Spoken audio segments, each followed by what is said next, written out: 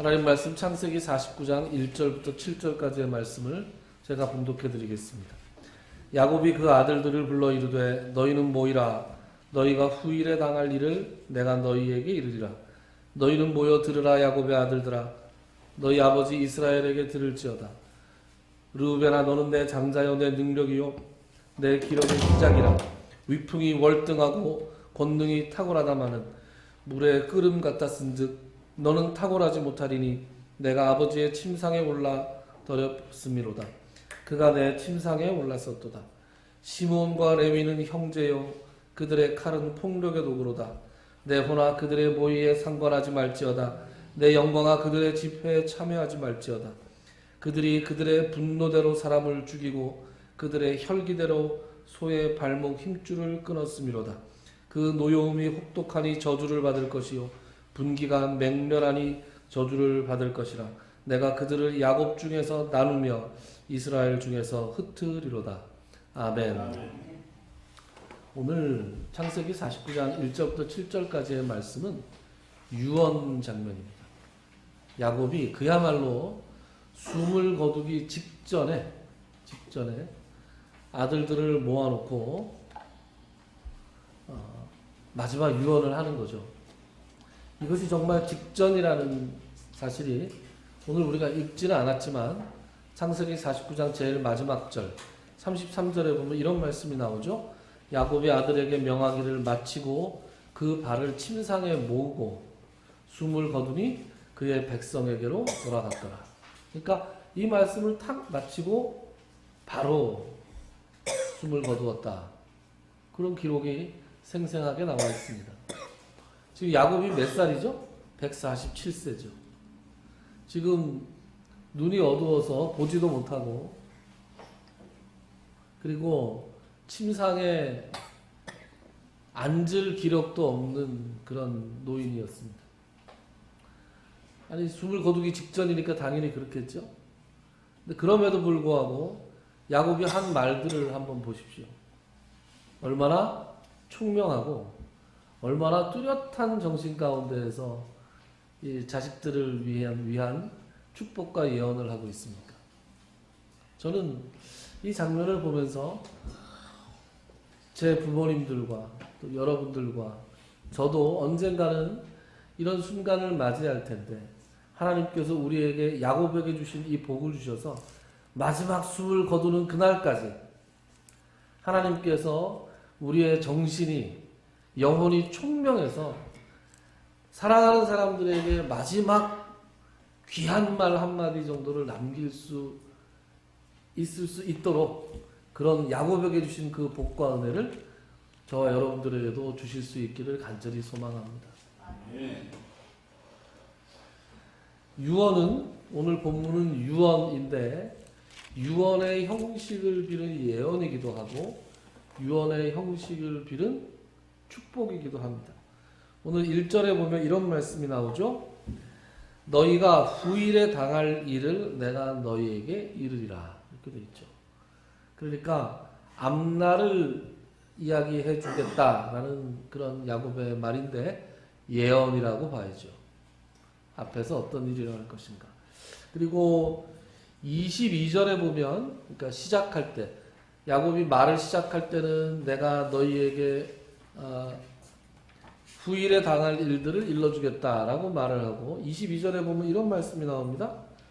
22절에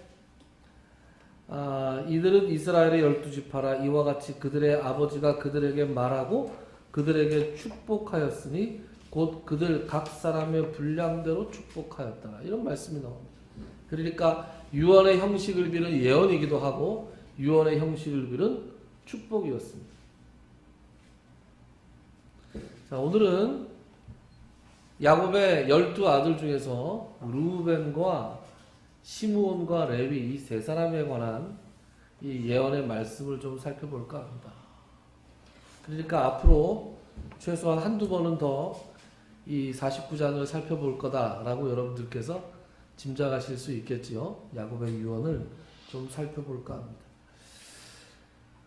우리 먼저 루벤에 관해서 한번 읽어볼까요? 루벤. 우리 3절과 4절인데 같이 한번 읽어볼까요? 한 목소리를 읽어봅시다.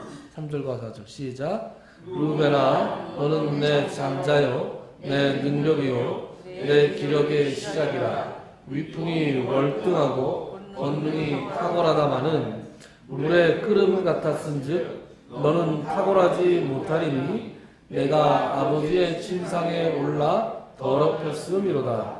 그가 내 침상에 올랐었도다. 아멘. 여러분, 이게 무슨 사건을 얘기하는 겁니까? 르우벤이 베델에서 돌아올 때, 베델에서 하나님을 만나고 돌아오는 길에서 아버지의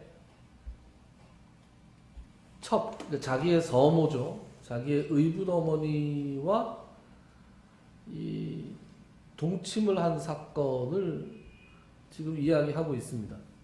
다른 말은 하나도 안 나오고 3절과 4절에 다 그 사건만 이야기하고 있습니다. 그러면 아까 제가 뭐라 그랬어요? 유언이고 예언이고 축복이다 그랬는데 이거 축복처럼 들리나요? 루벤 입장에서 한번 생각을 해보자고요. 얘들아 다 모여라. 아버지가 너희들한테 앞날에 일어날 일을 말해줄게. 그리고 축복을 해주겠다. 이렇게 해놓고 너는 내 침상에 올랐었도다. 루벤 얼굴이 시뻘겋을 것 같아요. 그리고 속으로 노인네 뒤끝 있네. 네? 그렇게 생각하지 않았겠어요?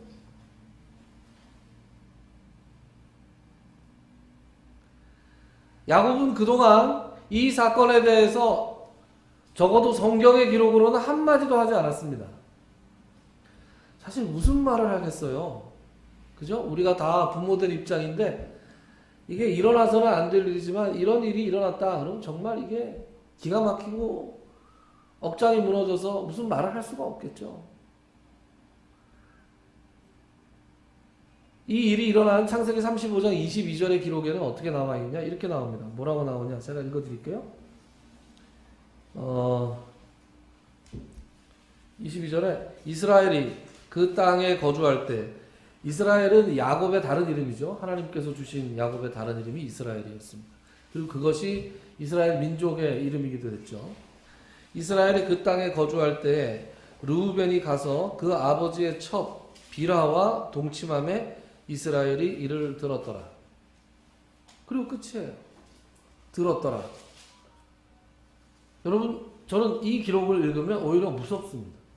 무섭지 않습니까? 아무 말도 안 해요. 여러분, 어렸을 때 사고를 크게 쳤는데 부모님이 한 대 때려줬으면 좋겠는데 때리지도 않고 야단도 안 치고 아무 소리도 안 하고 들어가서 밥 먹어라. 그러면 겁 확 나지 않아요? 지금 그런 느낌이에요.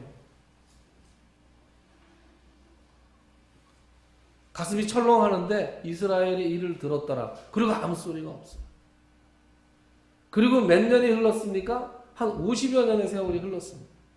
50여 년의 세월이 흘러서 우리 아버지가 이거 다 이제 잊어버리고 넘어가나 보다 했는데 얘들아 다 모여라. 내가 유언하겠다 하고 나서 그때 딱 이 얘기를 하는 거예요. 이야, 그러니까 진짜 가슴이 철렁했을 거예요. 르우벤이. 그렇지 않겠습니까? 그래서 오만 가지 생각이 다 들었을 거예요. 그러면 야곱은 이 얘기를 왜 꺼냈을까요? 정말로 뒤끝이 있어서 내가 이 못된 놈 죽기 전에 내가 이놈한테 네가 그럴 수가 있냐? 빽! 한번 하고 내가 가겠다. 야곱의 지금 성품이 그렇지 않겠죠? 그런 성품이 아닙니다. 야곱이 왜 이런 얘기를 꺼냈느냐? 그 얘기를 이제 더 이상 하지 않고 넘어갈 수 없기 때문에 하는 거예요. 이제 더 이상 르우벤한테 해줄 기회가 없잖아요? 그러니까 반드시 이 얘기를 해줘야 돼요. 그런데 이것으로 무슨 야단을 치거나 무슨 자기의 그 감정을 풀거나 하려고 지금 이 말을 하고 있는 것이 아닙니다.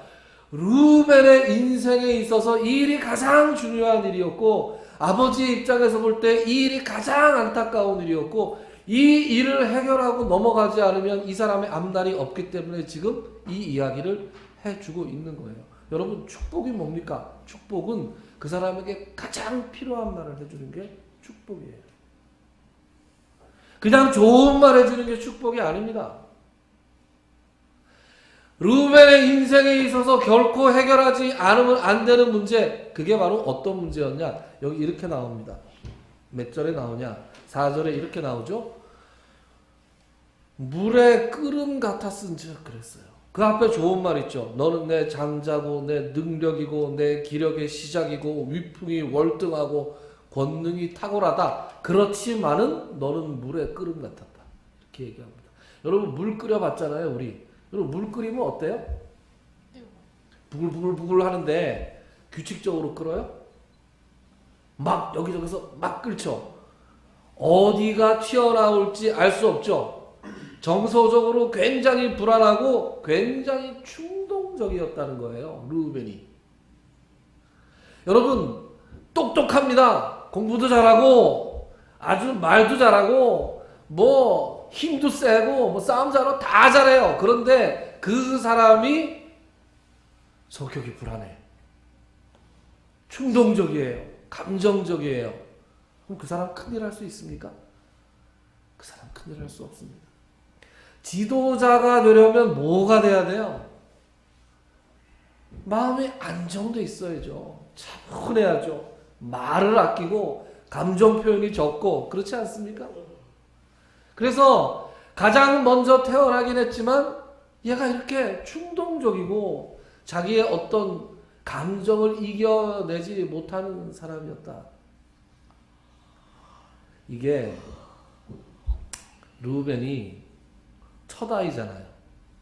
여러분 첫 아이에 대한 사랑이 그렇게 크다면서요. 저는 둘째라서 제가 세상에 없는 동안에 저희 누님한테 부모님이 얼마나 사랑을 베풀었는지 잘 모릅니다.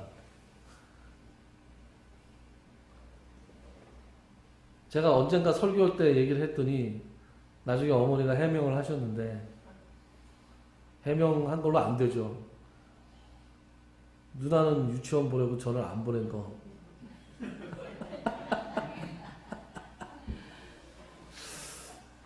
그게 그런 게 아니라 뒤끝이 있는 거죠, 저도. 그죠? 저도 뒤끝이 있는 거예요. 누나는 보니까, 어렸을 때 보니까 누나는 유치원 졸업사진 이렇게 학사모 딱 쓰고 밑에 딱 이렇게 썼던데 저는 유치원 안 가고 집에서 누나가 보는 학습지 뺏어서 보고 그리고 혼자서 셀프로 유치원을 했어요. 첫 자식한테 그렇게 애정이 간다면서요. 야곱도 첫 자식이 르우벤인데 애정이 가지 않았겠습니까? 12아들 중에서 가장 많이 집중해서 이 아이가 어떤 아이인가 파악하지 않았겠습니까? 근데 파악해보니까 얘가 충동적이에요. 감정적이에요. 그러니까 아버지의 침상에 올랐다라는 것은 이 르우벤이 충동적이고 감정적인 성격의 소유자였기 때문에 그 결과였다는 거예요. 그 결과.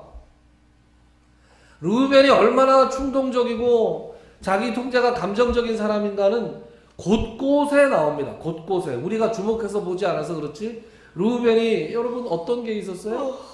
요셉을 형제들이 죽이려고 할 때 르우벤이 얘들아 얘를 죽이지 말자 그런 다음에 어디 갔다 왔는데 아이가 없어졌잖아요. 요셉을 그 사이에 형제들이 팔아버렸잖아요. 노예로.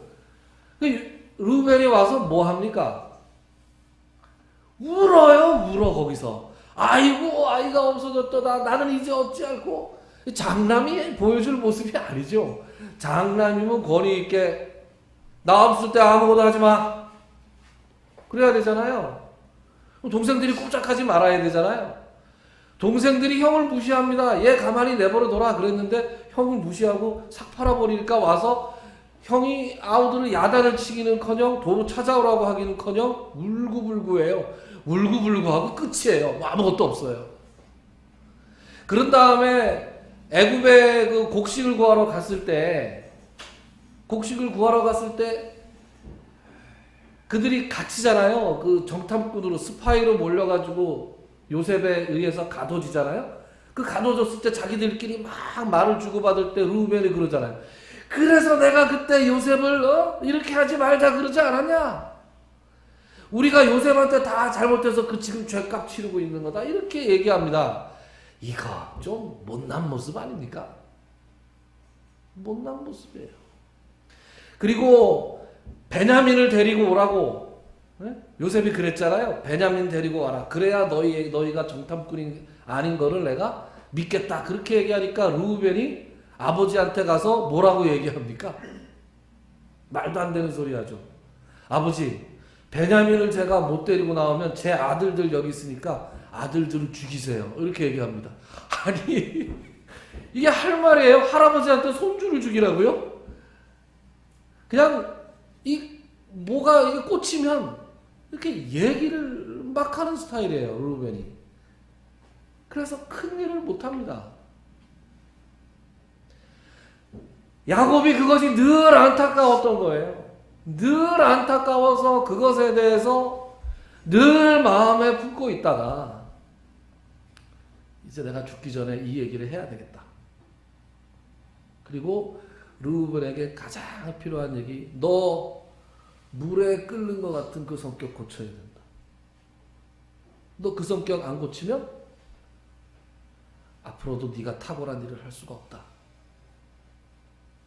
그렇게 얘기합니다. 여러분, 신앙생활이 뭡니까? 신앙생활은 어떤 종교적인 업적을 쌓는 게 아니에요. 내가 해외에 교회를 100개 지었다. 좋은 얘기입니다. 좋습니다.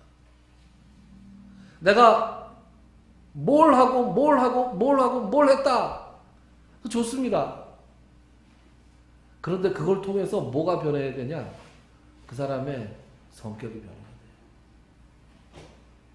저는 옛날에 어른들이 하신 말씀 중에서 동의가 안 되는 게 뭐냐 하면 예수도 성질대로 믿는다. 이 얘기 동의가 안 됩니다. 예수를 믿고 성령님이 우리 안에 계시는데 우리의 성질이 어떻게 안 변해요? 주변 사람들이 예수 그리스도의 위대함을 우리를 통해서 뭘로 봅니까? 우리가 사업에 성공하고 우리가 물질적으로 풍요롭고 하는 일마다 척척 잘 되고 하면 야, 저 사람 예수 믿더니 저렇게 됐다 이렇게 부러워합니까? 뭐 그럴 수도 있겠습니다. 그런데 가장 중요한 건 야, 저 사람 예수 믿더니 사람이 싹 변했어. 그거 아닙니까? 야, 저 사람 저렇지 않았는데 저 사람 인상이 변했어. 인상이. 여러분, 제가 예전에 그랬죠. 예수를 믿으면 눈꼬리가 이렇게 올라갔던 눈꼬리가 이렇게 내려가요. 거울 한번 보세요. 내 눈꼬리가 지금 내려가 있나 올라가 있나. 내 표정이 지금 싸납나 싸납지 않나. 여러분, 교회에서 예수 믿고 뭐 권사님, 집사님, 장로님, 목사님 그러는데 얼굴에 욕심이 덕지덕지 붙은 사람들이 한둘이 아니에요. 나이가 몇 살 이상이 되면 얼굴에 책임을 져야 된다면서요. 그죠? 그런데 우리 성령님이 그렇게 힘이 없냐고요? 우리를 못 변화시키냐고요? 아니에요. 예수를 제대로 안 믿어서 그래요. 신앙생활의 목표를 잘못 잡고 있는 거예요. 신앙생활의 목표가 뭐냐? 성경책 옆에 끼고 왔다 갔다 하는 게 목표가 아니에요. 신앙생활의 목표가. 뭐 신앙이 우리 교회 안에서 직급이 높여지는 게 직급이 높아가는 게 신앙생활의 목표가 아닙니다. 뭐 헌금 많이 내는 거 신앙생활의 목표가 아니에요. 신앙생활의 목표가 뭐냐? 내 자신 변화시키는 겁니다. 내 자신의 뭘 변화시킵니까? 내 자신의 성격을 변화시키는 거예요. 우리 아버지가 나 물에 끓음 같다 그랬어. 난 물에 끓는 대로 그냥 살래. 이렇게 끓는 물처럼. 아닙니다. 고쳐야 됩니다. 신앙생활의 목표, 하나님과 가까워지는 것이고 하나님과 가까워지는 만큼 무슨 종교적인 행위를 하고 종교적인 업적을 쌓고 하는 것이 아니라 하나님과 가까워지는 만큼 그 하나님의 성품을 담는 사람들. 그래서 가족들과의 관계가 회복이 되고, 그죠? 이웃들과의 관계가 회복이 되고, 직장에서 야, 저 사람 참 좋은 사람이다, 이런 말을 듣고 사는 게 그게 신앙생활의 목표예요. 오늘 야곱은 르우벤에게, 비록 르우벤이 돌이킬 수 없는 과오를 저질렀지만 르우벤에게 가장 해결해야 될 것, 그것을 축복의 말로 하고 있습니다. 그 다음에 시므온과 레위 보죠. 시므온과 레위 하나 둘 세 줄, 5절 6절 7절 좀 길지만 같이 한번 읽어볼까요? 시작. 시므온과 레위는 형제요, 그들의 칼은 폭력의 도구로다. 내 혼아 그들의 모의에 상관하지 말지어다.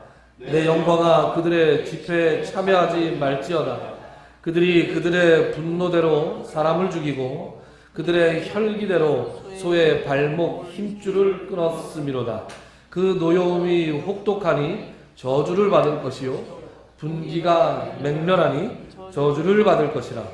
내가 그들을 야곱 중에서 나누며 이스라엘 중에서 흩으리로다. 아멘. 아니 축복 맞습니까 이거 내용이? 아니 저주라는 단어가 두 번이나 나와. 아무리 봐도 이거 축복의 내용 같지가 않습니다. 일단은 5절 배경을 좀 보죠. 5절 시므온과 레위는 형제요. 형제. 아니 12명이 다 형제인데 뭐 시므온과 레위가 형제입니까? 이런 표현이 왜 있을까요? 그 둘이 특별히 단짝이다 이거죠. 특별히 단짝이고 12명 중에서 꼭 둘이 모여서 사고치고 댕겼다 이런 얘기입니다. 그 다음에 그 하반절에 또 뭐라고 나오죠? 그들의 칼은 폭력의 도구다. 여러분 칼은 여러 가지 용도가 있죠. 요리사의 손에 들리면 맛있는 요리를 만드는 도구가 되고, 의사의 손에 들리면 사람의 생명을 살리는 도구가 되고, 강도의 손에 들리면 사람을 해하는 도구가 되죠. 그런데 시므온과 레위의 손에 들려있는 칼은 어떤 거라고요? 폭력의 도구였다. 그리고 6절은 분명히 어떤 사건을 지칭하고 있냐 하면 세겜 사건을 지칭하고 있습니다. 그러니까 얼핏 들으면 르우벤에게도 옛날 일 들춰내서 야단치고, 시므온과 레위도 옛날 일 들춰내서 야단치고, 그때는 별말 안 하고 있다가 시간이 없어서 세겜 사건 제가 안 찾아보겠지만 세겜 때도 야곱이 별말 안 했어요. 별말 안 하고 우리가 다 우리를 다 죽게 했도다 이 정도만 하고 얼른 내빼죠. 아니 이렇게 묻혀놓고 있다가 지금 얘기합니다. 세겜 사건이 어떤 사건이었습니까? 야곱의 외동딸 디나가 세겜의 아들에게, 세겜이라고 하는 사람에게 몹쓸 짓을 당하죠. 성폭행을 당합니다. 그런 다음에 나름대로 책임을 지겠다고 찾아와서 결혼을 합시다 했는데 이 시므온과 레위가 앞장서서 결혼을 시킬 것처럼 해놓고, 우리가 결혼을 하는 건 좋은데 할례를 안 받으면 결혼을 못해. 그래서 너하고 니네 남자들 다 할례를 받으면 우리가 결혼해줄게. 이 세겜이, 이 남자가 족장의 아들이었단 말이에요. 그러니까 자기가 결혼하고 싶어서 야 할례를 받자, 다 같이 받아. 그래가지고 온 부족의 남자들이 다 할례를 받았어요. 그때 무슨 마취도구가 있어요? 무슨 진통제가 있어요? 3일째 되는 날 무지하게 아프단 말이에요. 무지하게 아파가지고 다들 옴짝달싹 못하는데 시므온과 레위가 주동이 돼서 칼을 빼들고 가서 그 세겜 사람들을 다 죽였어요.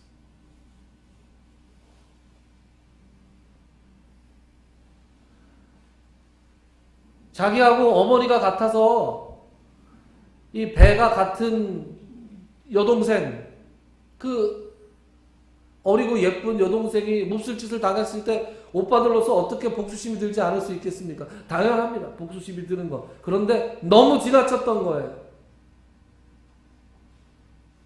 너무 잔인했던 거예요.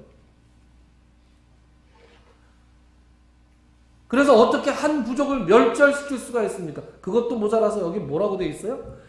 그 사람들을 죽였고 소의 발목 힘줄까지 끊었다. 그래서 이들이 가졌던 분노가 너무 심해서 거기 있는 가축들까지 해야 합니다. 여러분, 무고한 사람들의 피를 흘린 대가를 하나님께서 안 물으신다고요? 물으십니다. 하나님은 무고한 사람의 피를 흘린 대가를 안 물어보시는 분이 아니세요. 다 묻습니다. 대가를 치르게 합니다. 그래서 그들이 저주를 받아요. 7절에 보면 저주의 내용이 나옵니다. 저주가 2번이나 반복되고 있는데, 그래서 우리가 야, 이게 무슨 축복을 한다 그래놓고 저주를 하냐? 그런데 가만히 보면, 가만히 읽고 생각을 해보면 이 사람들이 행한 일과 이들이 처한 상황에서 이것이 최선의 축복이었어요. 그것은 그들에게 내려진 벌이 뭐냐? 그들을 이스라엘 중에서 내가 흩을 것이다. 자, 여러분 한번 생각을 해보시죠. 사고 치는 애들은 혼자 안 치잖아요. 사고 치는 애들은 꼭 모여다니면서 사고 치죠. 혼자 있을 땐 애들이 되게 얌전합니다. 중학교 2학년 애들. 혼자 있을 때는 아유 그렇게 착하고 어른 말도 잘 듣고 애기예요. 그런데 걔들이 모이면 사고를 칩니다. 어른들이 상상도 못하는 사고를 치는 애들도 많죠. 그러니까 이 애들은 모아놓으면 안 돼요. 시므온과 레위 애들을 모아놓으면 안 돼요. 그래서 애들 어떻게 한 거예요? 애들을 흩어버렸어요. 그러면 모이면 사고 치는 애들을 흩어버리는 건 얘들한테 저주입니까? 축복입니까? 축복이죠. 축복입니다. 얘네들이 처한 상황에서 가장 줄 수 있는 최선의 것이 바로 그들을 흩어버리는 거였습니다. 그래서 더 이상 사고 칠 수 없게. 그래서 오늘 우리가 읽어본 본문 르우벤과 시므온과 레위에 관한 얘기는 얼핏 읽으면은 야곱이 옛날에 있었던 일을 가슴에 꽁하게 가지고 있다가 그들에게 뭔가 책망하는 말씀, 저주하는 말씀을 하고 있는 것 같지만 잘 생각해보면 그들의 인생에 있어서 가장 필요한 것들에 대해서 축복하고 있다. 그래서 우리가 아까 읽었지만 22절에 보면 이런 말씀이 나오잖아요. 그들에게 말하고 그들에게 축복하였으니 곧 그들 각 사람의 분량대로 축복했다. 그러니까 축복했다는 말에 뭐가 붙어 있어요.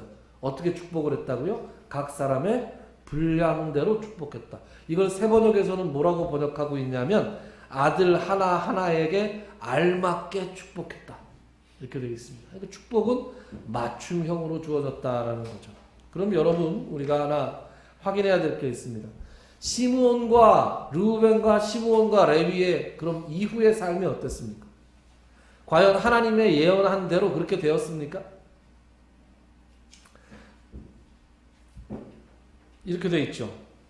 르우벤에 대해서 야곱이 한 얘기가 뭐예요? 너는 탁월하지 못할 것이다. 뭐 때문에? 물의 끓음 같은 그 성격 때문에.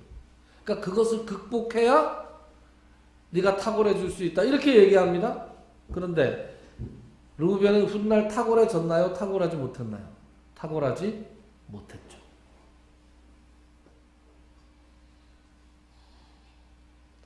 르우벤 지파에서 뭐 훌륭한 사람 나온 게 없어요.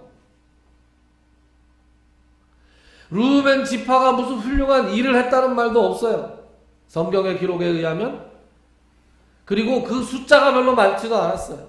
결정적으로 뭐냐? 그들은 요단 동편에 남기를 택했습니다.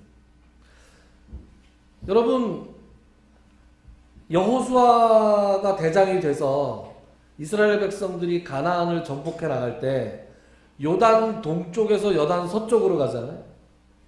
요단강을 중심으로 예루살렘이니 뭐 베들레헴이니 지금 뭐 그 우리가 알고 있는 모든 그 이스라엘의 주요 지명들은 다 요단강 서쪽입니다. 그러니까 이스라엘의 요단강 서쪽이에요. 그런데 이 사람들 르우벤 지파는 르우벤 지파, 갓 지파, 므낫세 반지파. 므낫세 반지파라는 건 므낫세 지파 중에 절반을 얘기하는 거예요. 이 세 지파가 여호수아에게 나아가서 이렇게 얘기합니다. 우리는 요단 서쪽으로 가지 않고 요단 동편에 남을 테니 우리의 기업을 여기에다 주십시오. 이렇게 얘기합니다. 그래서 요단강을 중심으로 해서 동쪽에는 이 르우벤과 갓과 므낫세 반지파가 있고 나머지 모든 지파들은 다 요단강 서쪽에 머물러 있었어요. 그럼 여러분 기업체에서 여러분들이 대기업에 취직을 했는데 본사에서 근무하다가 저기 지사로 내려가라 그러면 이거 좋은 겁니까? 안 좋은 겁니까? 모르세요? 별로 안 좋죠, 그죠? 전 잘 모르지만 서울중앙지검에 있다가 저기 이렇게 멀리 KTX 타고 멀리 가는 곳에 무슨 지검 이렇게 가면은 다들 안 좋아하더라고요. 별로 그쪽으로 가는 거. 기업체에서도 본사에 있는 게 좋은 거 아니에요? 요단강도 서쪽에 있어야 좋은 거예요. 르우벤이 장남으로 태어났음에도 불구하고 스스로의 선택에 의해서 본류가 아닌 곁다리에 남기를 원했다고요. 그래서 이들은 주류가 되지 않기로 스스로 선택합니다. 그러니까 르우벤은 탁월하지 못할 것이라 라는 야곱의 예언도 있었지만 동시에 내가 탁월하지 않겠습니다라고 선택합니다. 탁월하지 않음을 선택해요. 그래서 점점점 이스라엘 역사에서 비중 없는 지파가 되어갑니다. 그 다음에 시므온 지파. 여러분 시므온 지파 별로 들어보지도 못하셨죠. 그죠? 우리가 많이 들어본 지파는 어디에? 유다 지파. 그죠? 유다 지파, 에브라임 지파. 뭐 이런 건 많이 들어봤는데 시므온 지파는 뭐 했냐? 존재가 살살 없어졌습니다. 여러분 민수기라는 성경 아시죠? 창세기, 출애굽기, 민수기. 레위기, 민수기. 여러분 민수기가 무슨 뜻입니까? 민수가. 네, 백성 민자에다가 숫자 수예요? 뭐야? 세말 숫자인가요? 그러니까 백성의 숫자를 헤아리는 게 민수기예요. 민수기에서 인구조사를 2번 합니다. 첫 번째는 출애굽하자마자 수를 세고 지파별로, 그리고 가나안 땅에 들어가기 전에 수를 셉니다. 근데 둘 다 총 합은 60만 명이었어요. 그럼 이스라엘 지파가 12지파니까 한 지파당 평균 5만 명 정도는 있어야 정상이잖아요. 그렇죠? 제가 계산을 맞게 하는 거죠. 60만. 그런데 처음 출애굽해서 나왔을 때는 시므온 지파의 숫자가 5만 9천 명쯤 됐습니다. 남자예요. 전쟁에 참가할 수 있는 남자들의 숫자가 6만 명이 조금 안 됐어요. 그러니까 제법 준수한 지파였죠. 그런데 두 번째 인구조사할 때, 가나안 땅에 들어가기 직전에 인구조사했을 때 이 민수기에서 나온 시므온 지파의 숫자가 22,200명이었어요. 그러니까 어떻게 된 거예요? 반토막도 아니고 한 3분의 1토막이 난 거죠. 어떤 일이 있었을까요? 그 사이에 이스라엘 백성들이 하나님께 징계를 받아 죽는 일들이 많았죠. 대표적으로 모세가 10계명 받으러 올라갔을 때 금송아지 만들어 놓고 펄펄 뛰다가 그때 3만 몇천 명 죽었죠. 그 중에 시므온 지파가 상당히 포함되어 있었다. 그리고 여러분 민수기 25장에 보면, 나중에 찾아볼 텐데 민수기 25장에 보면 모압이, 이스라엘이 시딤 광야에서 모압 여인들과 음행을 합니다. 그것 때문에 2만 4천 명이 죽어요. 그런데 그때 참으로 명예스럽게도 이름이 기록되어 있는 사람이 있어요. 음행하다가 죽은. 음행하다가 어떻게 죽었냐? 모압 여인을 데리고 들어와서, 이 사람 지도자급 인물이었어요. 모압 여인을 자기 백성의 회중 가운데로 데리고 와서 자기 장막으로 데리고 들어가서 못된 짓을 하다가 누가 창을 들고 들어가서 이 남자와 여자를 동시에 확 꿰어버렸어요. 그게 어떤 지파 사람이야? 지도자였냐? 시므온 지파 지도자였어요. 그러니 시므온 지파가 번성할 수 있었겠어요? 광야에서 시므온이 3분의 1토막이 납니다. 그런 다음에 결국 가나안 땅에 들어갈 때도 자기 땅을 제대로 받지 못했어요. 유다 지파 안에 들어가 있다가 거기서 몇몇 성들을 받아 살다가 나중에 유다 지파에 흡수되고 맙니다. 시므온 지파가 존재가 없었습니다. 어떻게 된 거예요? 야곱의 예언대로 됐죠. 그러면 여러분 여기서 우리가 생각해 볼 게 하나님께서 예언하시면 그걸로 끝이냐? 하나님께서 예언하시면 다 정해진 거냐? 우리가 암만 노력을 해도 거기서 벗어날 수 없는 거냐? 천만에요. 하나님이 그런 분이 아니시죠. 레위 지파 봅시다. 레위 지파. 여러분 레위 지파가 똑같이 이스라엘에서 흩트리로다 하고 시므온과 레위가 똑같이 사고치고 똑같이 저주를 받았잖아요. 레위는 어떻게 됐습니까? 아까 얘기했던 아론을 중심으로 해서 모세가 10계명 돌판을 받으러 10계명을 받으러 시내산에 갔을 때 40일 동안 있을 때 백성들이 금송아지를 만들어 놓고 이게 우리를 애굽에서 인도해낸 여호와다 이러면서 그 앞에서 먹고 마시고 춤추고 뛰놀고 그랬단 말이에요. 그것 때문에 하나님께서 진노하셨고 모세가 이렇게 외칩니다. 누가 하나님 편에 설 것인가? 누가 하나님 편에 서서 이들을 멸할 것인가? 이들을 징계할 것인가 할 때 어떤 지파가 나서냐 하면 레위 지파가 나서요. 레위 지파가 칼을 차고 나서 그래서 거기서 3만 3천 명인가를 죽입니다. 그리고 모압 여인들과 음행을 할 때 아까 그 시므온 지파의 지도자 중에 한 사람이 모압 여자를 끌고 와서 그죠? 자기의 장막에서 못된 짓을 하고 있을 때 거기에 창을 들고 가가지고 그 남자 여자를 동시에 확 깼던 사람이 누구냐 하면 바로 아론의 손자 비느하스였어요. 비느하스가 어느 지파에? 레위 지파죠. 그럼 민수기 25장을 한번 찾아봅시다. 민수기 25장. 구약성경 238페이지입니다.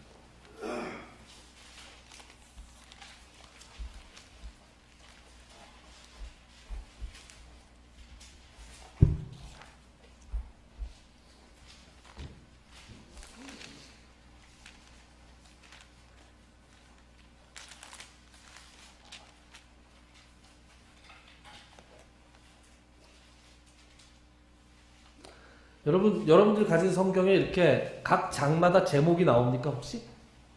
네, 제목이 나오는 성경이 있죠. 제가 가진 성경에도 제목이 나오는데 제가 가진 성경에서 25장의 제목은 부올에서 생긴 일 이렇게 되어 있고요.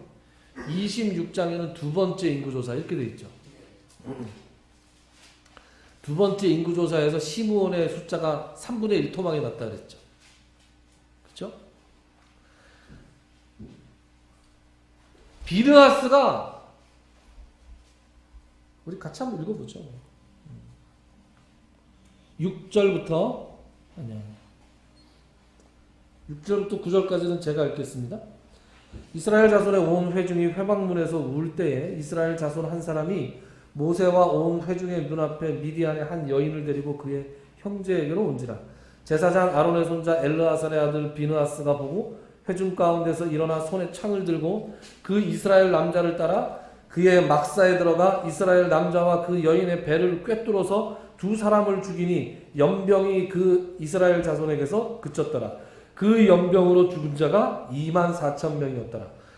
10절부터 13절까지를 같이 읽어보겠습니다. 시작. 여호와께서 모세에게 말씀하여 이르시되 제사장 아론의 손자 엘르아살의 아들 비느하스가 내 질투심으로 질투하여 이스라엘 자손 중에서 내 노를 돌이켜서 내 질투심으로 그들을 소멸하지 않게 하였도다. 그러므로 말하라. 내가 그에게 내 평화의 언약을 주리니 그와 그의 후손에게 영원한 제사장 직분의 언약이라. 그가 그의 하나님을 위하여 질투하여 이스라엘 자손을 속죄하였음이니라. 아멘. 여러분, 레위는 저주를 받은 족속이었어요. 그래서 이스라엘 백성 가운데서 흩어질 운명에 처했는데 이 사건으로 말미암아서 이때 하나님께서 비느하스가 나의 질투로 자기가 질투했다. 하나님의 마음을 가장 정확하게 읽고 있었던 사람으로서 분기탱천해서 그 일을 저지른 사람을 하나님을 대신해서 징계했어요. 그것을 하나님께서 지금 칭찬하고 계십니다. 내 뜻에 아주 합당하게 행했다. 그래서 내가 그에게 평화의 언약을 줄 텐데 어떤 언약이요? 제사장, 영원한 제사장 직분을 레위에게 주겠다. 그래서 여러분, 레위인들이 어떻게 됐어요? 나중에 제사장이 되잖아요. 이스라엘의 제사장. 여러분, 기가 막히지 않습니까? 제사장들은 자기의 분깃이 없어요. 자기 땅이 없습니다. 어디 살아야 돼요? 이스라엘 각지에 흩어져 살아야 돼요. 흩어져 살면서 각 지파에서 제사 지낼 일, 또 하나님의 뜻에 관해서 묻는 일, 그리고 하나님의 말씀을 가르치는 일, 이런 일들을 성직자의 일을 감당했잖아요. 그러니까 하나님 참 기가 막히신 분 아닙니까? 내가 너희들을 이스라엘 중에서 흩으리로다 했는데 그 예언이 성취됐어요. 그런데 그 예언이 아주 좋은 방향으로 성취가 됐죠. 시므온에게 있어서는 그것이 저주로 끝이 났지만 레위에게 있어서는 그 저주가 하나님의 놀라운 복으로 바뀌어졌죠. 여러분, 늘 말씀드리지만 우리의 인생이라는 것은 하나님이 예정하신 거 100%, 우리의 자유 위주로 행하는 거 100%, 그래서 합쳐서 100%라고요. 하나님 이 신비로운 일들을 하시는 분이란 말이에요. 우리는 우리의 뜻을 가지고 최선을 다해서 살아갑니다. 그리고 그 중에서 가장 중요한 건 선택이에요. 하나님의 뜻을 따라 선택할 것인가, 하나님의 뜻에 합당하지 않은 선택을 할 것인가. 르우벤과 시므온은 합당하지 않은 선택을 함으로써 하나님이 예언하신 그대로 됐어요. 멸망의 길을 갔습니다. 그러나 레위는 하나님의 예언이 있었음에도 불구하고 하나님의 뜻에 합당한 선택을 함으로 말미암아 하나님의 예언과 자신의 선택이 놀랍게 조화되어서 그가 영원한 제사장의 직분을 받은 거예요. 그래서 로마서에서 사도 바울은 뭐라고 얘기해요? 하나님은 합력해서 선을 이루는 분이다. 오늘 이 말씀을 듣는 여러분들에게도 합력해서 선을 이루시는 하나님의 은혜와 복이 임하기를 주님의 이름으로 축원합니다. 말씀을 맺습니다. 오늘 우리 뭐 배웠어요? 르우벤과 시므온과 레위에 대한 야곱의 예언을 통해서 첫 번째 뭐예요? 신앙생활은 성격을 고치는 거다. 신앙생활의 목표, 내 성격 고치자. 내가 혹시 급하고 성급하고 내가 물에 끓음 같고 그래서 사람들에게 막 상처 주는 스타일이면 좀 그러지 말자. 온유하고 겸손하고 10번 성질낼 거 9번 성질내고 9번 성질낼 거 8번 성질내는 사람이 좀 돼보자. 하나님께서 나에게 예정하신 것이 무엇이든 알 수 없잖아요. 우리 최선을 다해서 하나님의 뜻에 합당한 선택을 순간순간 하는 사람들이 되자. 그래서 레위처럼 하나님의 저주조차도 하나님의 놀라운 축복으로 바꿀 수 있는 사람들이 되자. 그렇게 다짐하시는 저와 여러분들이 되시기를 주님의 이름으로 축원합니다. 기도합시다.